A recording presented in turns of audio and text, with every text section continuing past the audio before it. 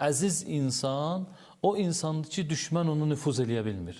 Yəni düşmən tanıyandır. Biz İmam Rıza əleyhissalamın həyatına baxanda bunu aşkar şəkildə görürük. Ki, İmam Rıza əleyhissalam həm düşmən tanıyan idi, həm düşməni tanıtdıran idi. Bunu biz o Həzrətin Məmunla olan o tarixi hadisəsində açıq-aşkar görürük. Təəssüflər olsun ki, bu hadisə də bəzən təhrifə məruz qalır.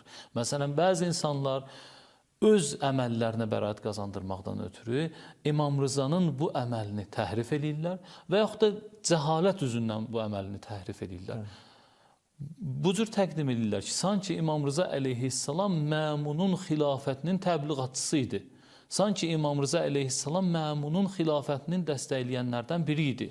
Halbuki biz bu tarixi təhlil edəndə, əlbəttə İslam alimlərinin təhlillərinə nəzər yetirəndə biz bunu başa düşürük ki, məsələ tamamilə əksinə olub.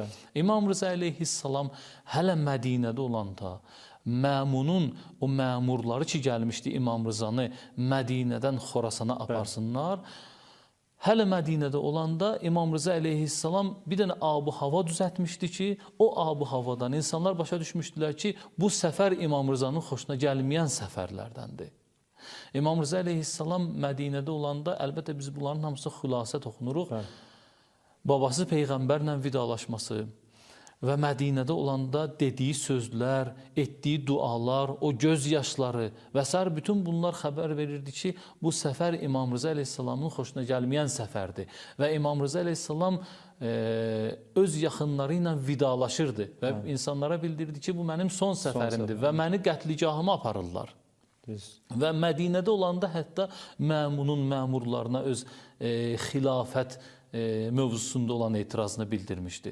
İmam Rıza əleyhissalam ki, Mədinədən çıxır. Mən xülasə şəkildə mətləblərə toxunmaq istəyirəm. Hələ Nişaburda olanda o yüz minlərlə insanın içərisində tarixi bir məsələyə toxunur. Tövhid məsələsinə toxunur. İmam Rıza əleyhissalam buyurur ki, hədisi qüdsüdür, Allahın dilindən buyurur ki, kəlimətu la ilahə illallah hisni və mən dəxələ hisni əminə əzəbi. La ilahə illallah, Allah Muteal buyurur ki, mənim qalamdır, hər kəs bu qalaya daxil olsa mənim əzabımdan amanda qalar. İmam Rıza əleyhissalam Məmunun məmurlarının içərisində tövhid bayrağını qaldırır. Tövhiddən danışır, namazdan, zöhddən və s. mövzulardan danışmır. Bu həssas məsələdir. İnsanlara bildirir ki, hakimiyyət yalnız Allaha məxsusdur. Tövhid yəni nə? La ilahə illallah, Allahdan başqa bütün hakimiyyətlərin inkarı.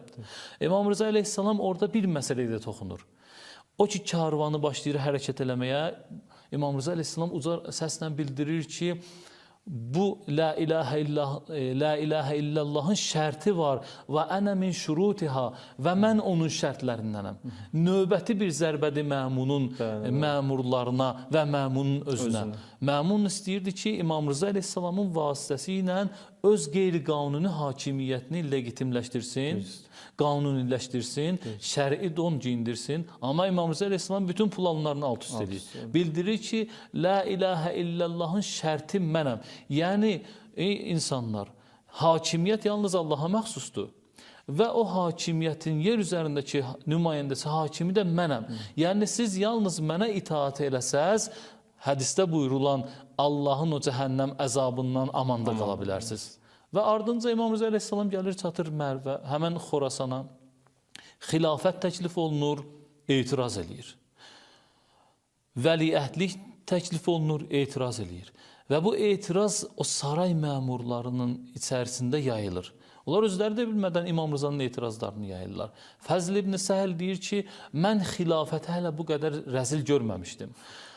Əmir əl-Müminin, yəni o məmun Əli ibn Musaya xilafəti təklif edir, o etiraz edir. Bu qədər mən xilafəti rəzil görməmişdim.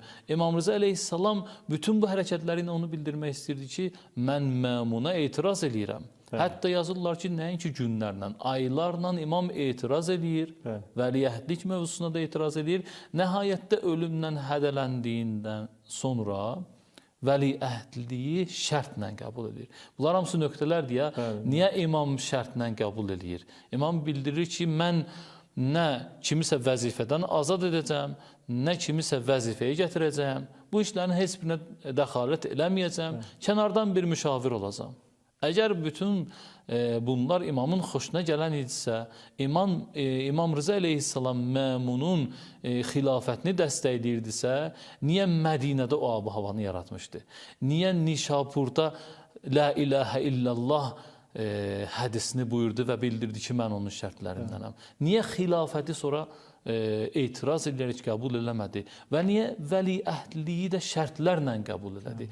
Bütün bu təhlilləri analiz edəndə və bütün bu hadisələri yaxşı təhlil edəndə biz bunu başa düşürük ki, İmam Rıza əleyhissalam nəinki Məmunun nəuzubillah təbliğatçısı idi. Əksinə Məmuna həm dili ilə, həm əməli ilə etiraz elədi və nəhayətdə Məmun İmam Rıza əleyhissalamı şəhadətə yetirdi. Bütün bunlar onu göstərir ki, İmam Rıza əleyhissalam həm düşmən tanıyan idi, həm də bizlərə düşməni tanıtmağın nə cür olduğunu başa salırdı və bizə bildirirdi ki, gərək bu yollarla da biz təhlillər aparaq və biz də sıravi insanlar kimi aldanıb belə deməyək ki, İmam Rıza əleyhissalam Məmunun xilafətinin dəstəkçisi olmuşdu. Çox sağ olun, Kəbələ. Təşəkkür edirik sizə. Allah elminizə, ömrünüzə bərəkət versin. Çox